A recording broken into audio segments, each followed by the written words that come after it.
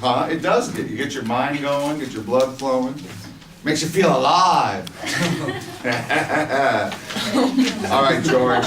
This is crack. Good morning. I'll be the second affirmative speaker. All right. In contention 1, subpoint A, the negative says that there is no proof that Assad used chemical weapons. But he also stated in a cross-examination that it could have been a rogue general.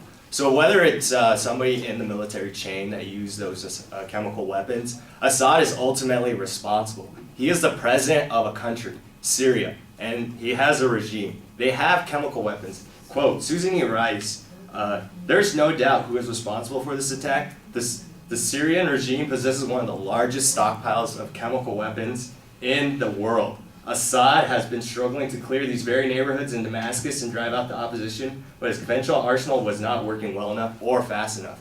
I also have definitive proof from the UN notes from Ban Ki-moon.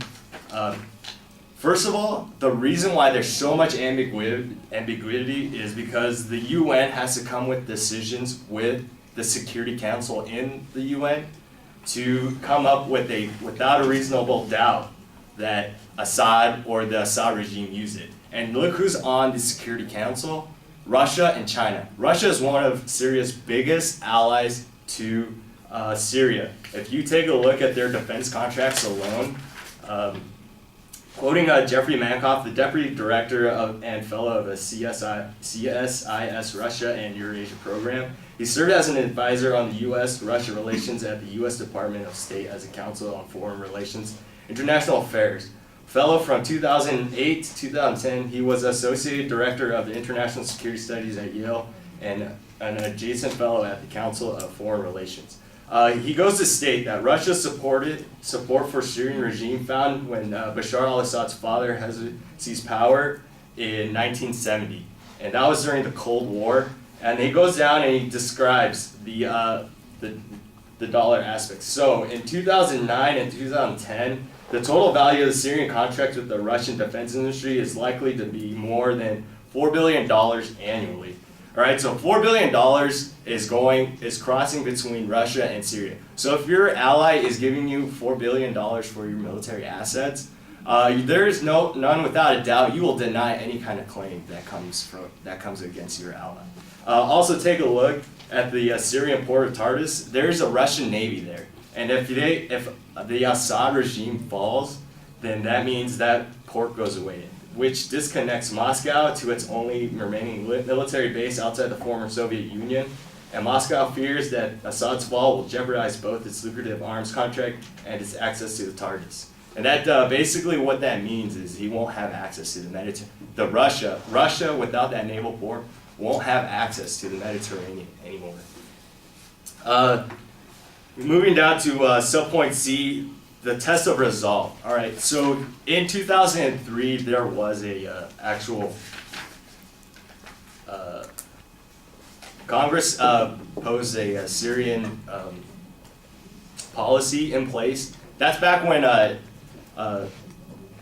Syria was tied with attacking Lebanon, and Israel was the intervening sanction at the time.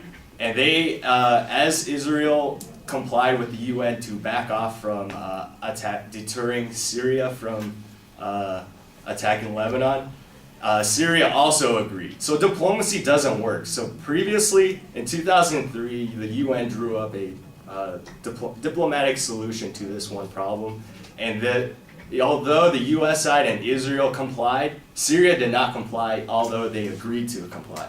So diplomacy only works if it's a two-way street. If one side is not willing to stand by what they say and do what is in that policy, then diplomacy never works. For example, just moving on to subpoint E and going into the solvency issue. North Korea, correct. They are irrational states and their leaders are crazy. So they don't respond to diplomacy. That was given in the first negative speech. They don't respond. So they will continue to, whether we sanction them or not, they'll continue with these nuclear developments of weapons. So what we have to do is something also on the extreme side. We have to attack to show that we are willing to back up our policy. Such resolve that has worked in past cases. Take a look at Bosnia, the Bosnian War.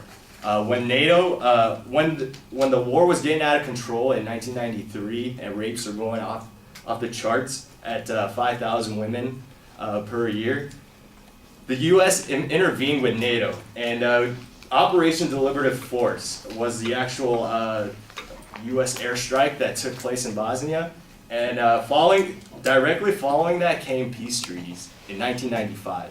So you can't say that attacking U.S. military striking is not successful, because in this case, the U.S. intervening with their military strikes and their airstrikes actually led out to a peaceful resolution.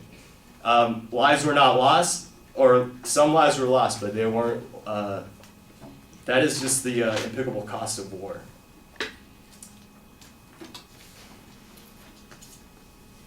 And look, the reason why this will, I now stand for cross-examination.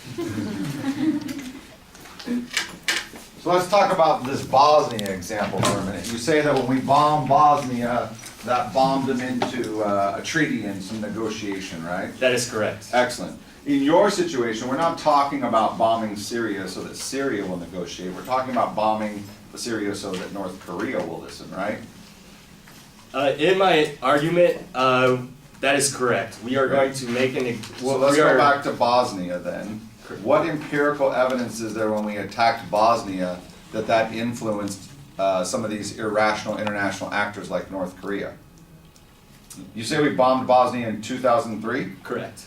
Then why did North Korea develop its nuclear weapons 2 years ago? Why weren't they overwhelmed by our massive military presence in Bosnia? Why didn't that stop them? I do not have a specific case where North Korea was deterred for developing nuclear weapons because of Bosnia. All right, so if they're irrational, why would they react to military force any differently than diplomatic force? Why should we predict one is going to be better than another?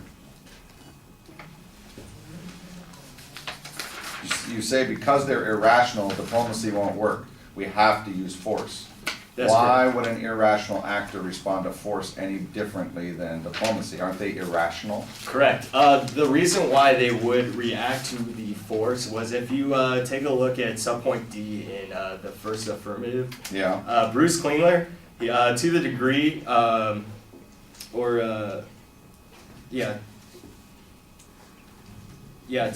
Bruce Klingler quotes that when we were attacking Iraq with the Bush administration, Mm-hmm. North Korea, with all their threats, they did not do anything. They retracted all their statements, and for the fear that the U.S. would be on the U.S. They still demilitarized their nuclear weapons during that period of time, though, didn't they? That's correct, but the threat stopped. Okay, thank you. Thank you.